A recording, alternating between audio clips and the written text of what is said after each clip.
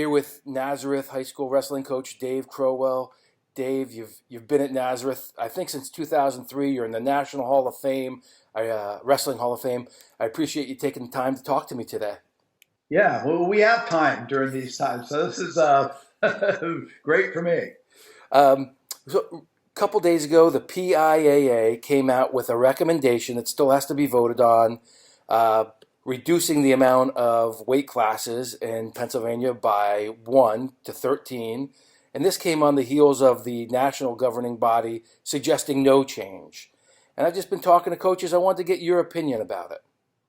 Yeah, so in my opinion, I guess maybe once you get to a certain age, you've seen a lot of things, you've gone through a lot, and maybe I think it should give you a little bit closer to that, 30,000-foot view of things rather than that right up front. And that is, and I understand that with people that, you want to see what's good for me today. And that is, we all have that lean, we're always going to be influenced that way. However, I guess I kind of look at things a little differently than some. I look at, any decisions made, one of the things that runs through my filter right at the very beginning is whatever changes we're going to make, is that likely to increase participation in our sport? And so I'm huge into participation. I think, I know I'm biased, obviously, but I think wrestling can offer things that very few other activities or things of that nature can offer young people from early elementary school up through whenever. And other than being in the military, I mean, it really can develop some skills and qualities in people that will serve them well for their lifetime. If they're not participating, they can't advantage themselves of those things. So that I'm a proponent, even though I'm an old school guy, I've been around a long time, I'm a proponent for women's or girls wrestling, just because, for years I thought, I've really only been offering the benefit of this sport to like half the population of our school. So I think that all kids, young, let's say young people up through young adults, can really benefit through their experience in wrestling, especially if their, coach is doing a good job and, as a coach, and obviously the vast majority are. So getting back to your original question, I know it's a little bit of a roundabout way here. I would not be in favor of reducing weight classes. It's not going to add more kids to our program. And in fact, I've been a proponent all along. I would like to see more people or more members of our team be able to participate at the end of the year. So I would be very much in favor of multiple entries in the postseason tournaments. I would almost guarantee it would increase participation by 10% statewide. That would be a team of 30 kids, which is probably on the high side. There would be 3 more kids that would stick out the season if they knew they could wrestle and compete just at the end of the year, especially like a senior that doesn't make your starting lineup. Right. In almost every other sport, they get a chance to participate. In our sport, it's so restrictive. You can't, you can't pull a kid out halfway through the second period and substitute somebody else.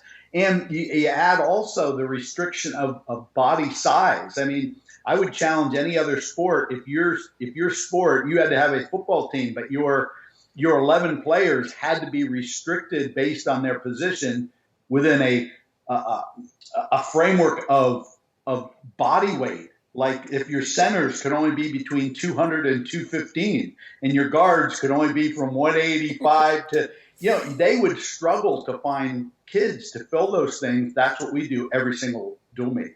So it's already, and plus with the other things with our weight control and being, certified at a weight, and we're the only sport that has skin infection things. That there's so many restrictions already. To me, this is one more restrict. We are restricting one less kid on our team for a starting spot, so that's why I'm not in favor of it. And I agree. The opportunity lost, just doesn't make any sense if you're trying to think about the best for the kids and the sport. I understand that some small schools are complaining that it will make them more competitive during dual meets. All the fixes I've heard could ultimately be gamed. Where if you make forfeits worth less, well, all of a sudden, I saw a number of coaches actually sit kids at weight classes because they didn't want them to get pinned. So they Right. would just. It doesn't make sense to me, Right. and to me, when you lose the opportunity, it's gone. Like getting it back it's gone for the boy or girl who goes through school, but it never comes back for the future kid either. Right. Do you have any idea, what's going through the PIA's decision making process? Is it all about, do you think, the dual meet competitiveness?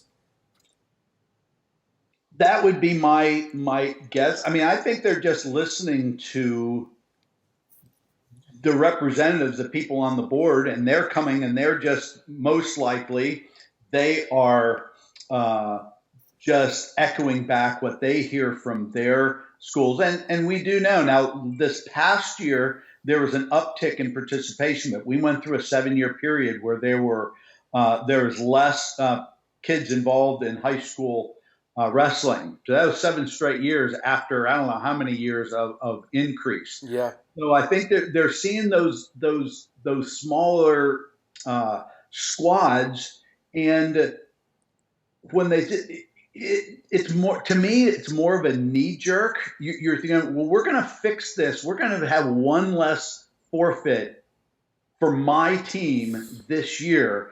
I don't think that that's a wise way of looking at it. I think there's other things that we can do that would increase participation. And I would actually, and I know this is, I've come under fire for this, but I honestly think that increasing the value of a forfeit would reduce the number of forfeits that we would find ways of saving 2 points for our team. If, as opposed to a kid first year out, he gets pinned, I might as well just forfeit. It's the same thing. Right. A kid should be worth more than nothing.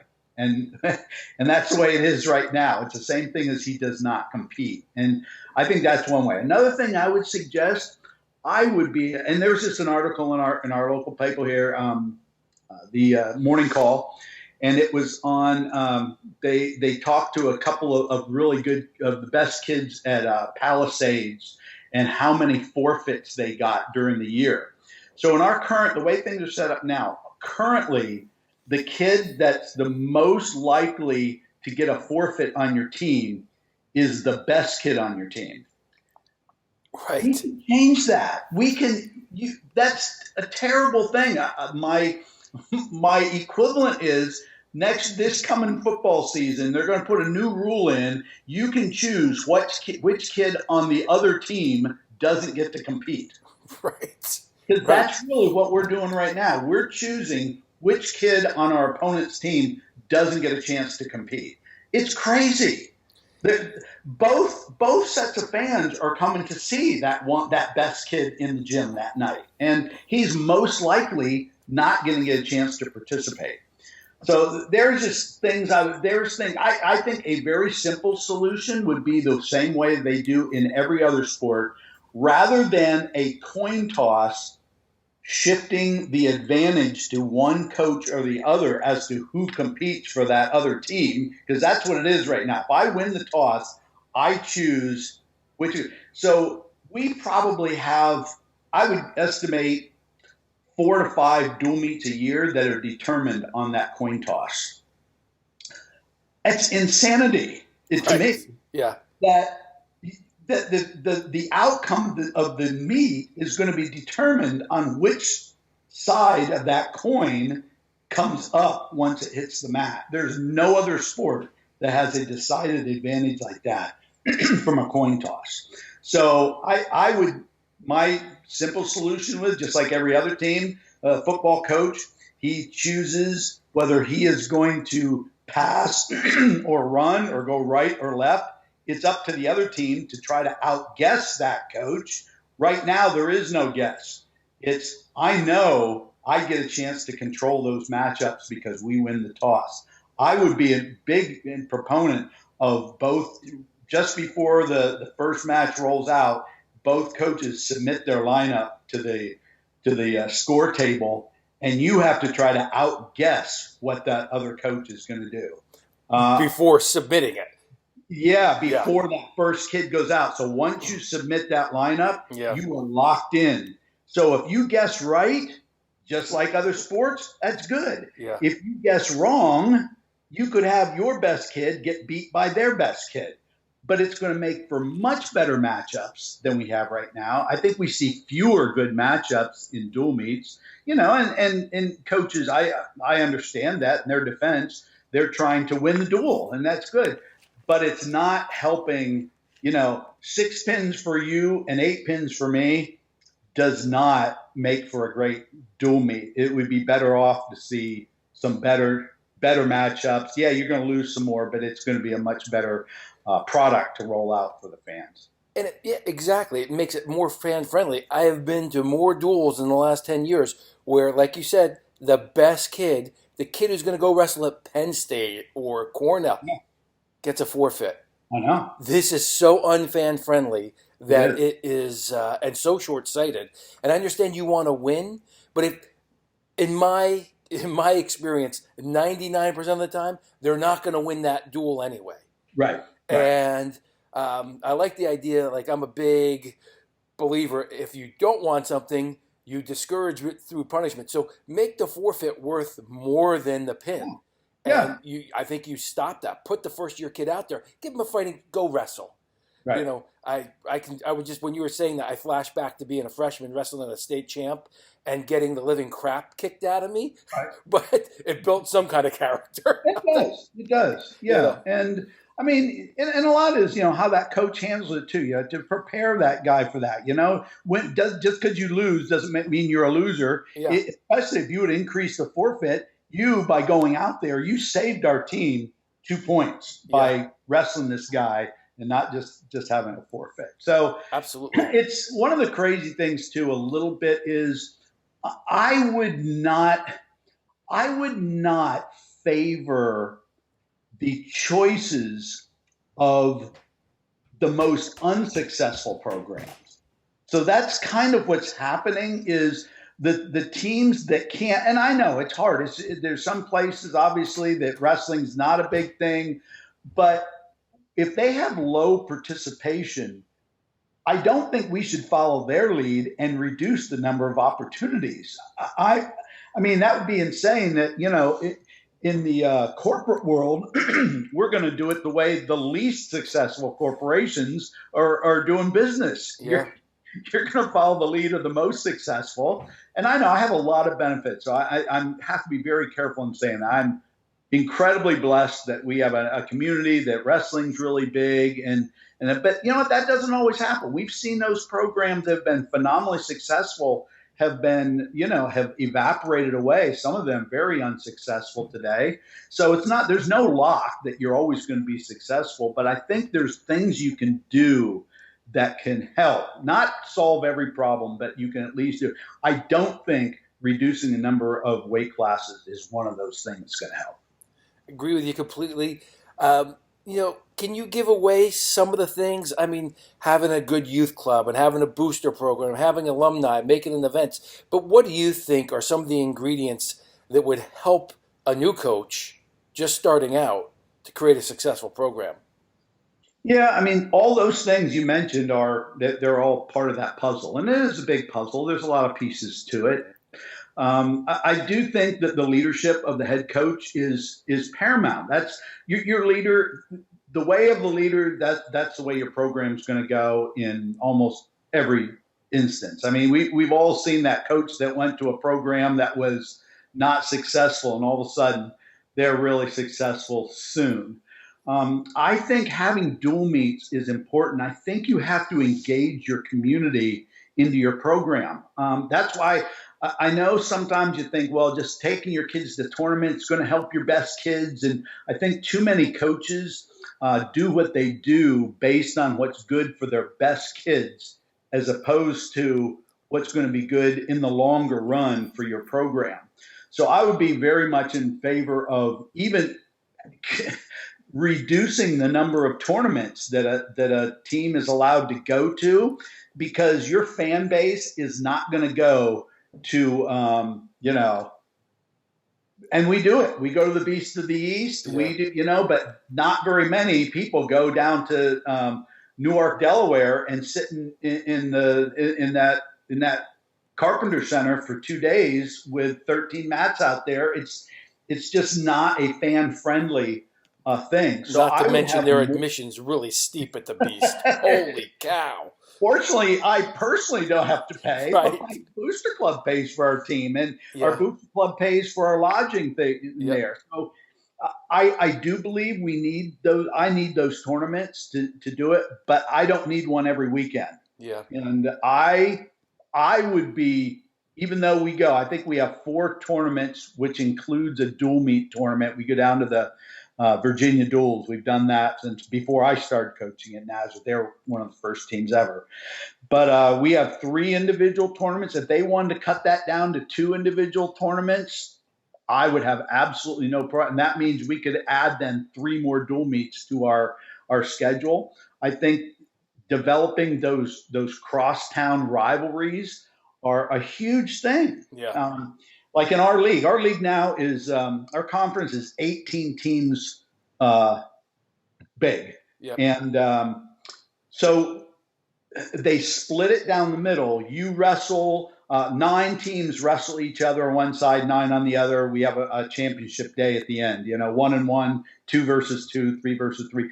But what happens is they just split it down the middle. It's not by rivalries. It's just kind of more of a random split. So there are some real traditional rivalries that are not on our schedule, such as an Easton or a Northampton. Those are huge rivalries for Nazareth. We have to schedule them as an independent in order to keep them on our schedule. Right. I would rather see you keep those traditional rivalries on your schedule because that's what's going to bring interest in your school, interest in your fans, bring people into the gym, things like that. That's pretty big. And another thing, I just think as coaches, we need to make sure that we are caring for our kids on our team, that it's a bigger picture than just them, what they can do for me as winning a dual meet or, getting more medals or whatever, or scoring points. I think as coaches, we can just have kids understand how much we appreciate what they're doing and really, add value to them, love them, tell them that you care for them. And that's going to go a long way today, especially in the year 2020. It's, coaching today, I'll be the first one to admit, was way different than when I became a head wrestling coach in 1977. Right. The landscape. Yeah, the landscape is completely different. Well, you got a bunch of good ideas. Any more low-hanging fruit that would make high school wrestling better? I don't know. I think there's a lot of things. Some of them are kind of pretty old school things. This is maybe a little out there, and say, why would you ever think of that? But the NCAA actually did this in their tournament. And I can remember the first year I was at the NCAA tournament when they started to make this announcement that they have, for coaches, they have a dress code for coaches. Yeah. I can remember them that first year. Sandy, what's her name, making that announcement, before every round. Yep. Coaches, remember the dress code. And she would go on and say what's not allowed and stuff. And after that first year, there was no problem. I do think that we as coaches, we need to do what we do and present ourselves away in a professional manner, because it is a profession. Coaching is a profession. Yeah. It's not just a hobby. We should be professional. I think if we want to be considered professionals, we should look at. I would be in favor of a dress code. I mean, at least I'm not in favor of cut off jeans, flip flops, and a baseball hat turned backwards. I don't think that presents to the people that are out there that are watching. And let's say we're not doing it for them, but let's face it, that does count. It's going to count in the long run for us, that we need to be considered professionals and that we should do what we do in a professional manner. So, I mean, that's just an outside thing. But I do think that image that we present, we can't go around and say, hi, we're not respected when we don't, present ourselves in a respectful manner. So I know it's pretty old school for me, but I know the NCAA feels it's important enough that they made that change, and it wouldn't have to be a huge thing. I mean, just a collared shirt and a pair of slacks. I mean, it's not like you're going to prom. It's interesting you say that, because even in the NFL, coaches are not allowed to dress up anymore. Right? They have to get special permission to wear a jacket and tie. Right? They're required to be in team sweatshirts or t-shirts. It's kind of, interesting. Yeah. But I do agree that, if you present yourself as an adult, you have much more likelihood of being, perceived as that. And when you present yourself as an adolescent, let's say, right, you're not going to be the leader that most people are looking towards. Yeah. So, and that's one thing that we can do as coaches for the kids that we coach is that young people, the kids that we coach, they need to know what an adult looks like. Yeah. And that's becoming more there. When I grew up, there was a clear distinction. And I know even up through college, I was still a kid. But once I left college, I fully acknowledge I'm stepping into the adult world now. I want to be considered an adult. I want people to think I'm an adult. I want to talk like an adult. That's not necessarily true anymore. And if you talk to anybody that's hiring young people, that's somewhat of a problem in finding people to employ are people that have an adult mindset and they're still not living life as a kid. So, research would tell us that the second most influential person in any young person's life is a coach. That is second only to a parent. So when we are the second and maybe the best, in some cases, the best influence that kid will ever have, what we do and say and how we conduct ourselves and the way we do it is going to actually be life-changing. And we all can say that, I'm sure. Anybody that's of us older people, we say, we think of those coaches that had a major impact on our lives, that really changed the course of our life. We need to make sure that we're doing the best we can to change young lives for the better. Hey, Coach, I really appreciate your wisdom and your time this morning. And I'm getting the signal that we have another Zoom meeting starting and we need the bandwidth. Sounds good. I appreciate it.